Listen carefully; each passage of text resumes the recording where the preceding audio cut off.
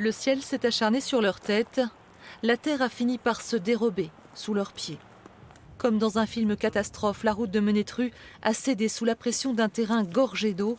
Les vignerons qui travaillaient leurs parcelles n'ont eu que quelques minutes pour réaliser. Le terrain qui commence à s'écarter, ensuite les fils qui commençaient à casser. On entendait aussi les crampillons, donc pour attacher les fils sur les piquets, voilà, sauter. Et là, on s'est dit, il faut vite se sauver. 80 arts d'AOC-Château-Chalon ont été balayés en quelques minutes. La faille court sur une vingtaine de mètres et le terrain bouge encore.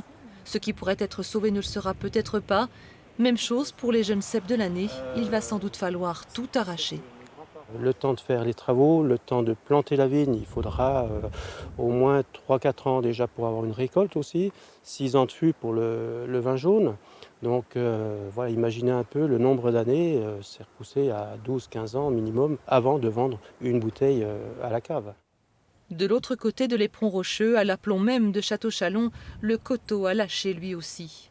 La blessure est profonde. Dégâts, une faille profonde comme un avant-bras. Et elle n'est pas uniquement physique. Ici.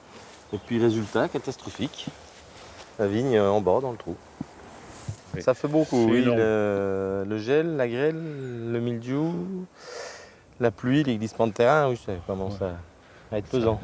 C'est terrible, c'est terrible.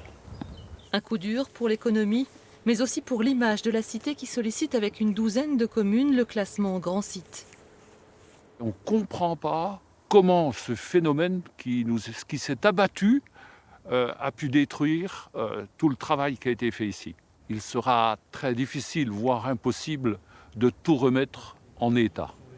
Et de stabiliser ces précieuses marnes grises qui font la force du terroir et son pied d'argile.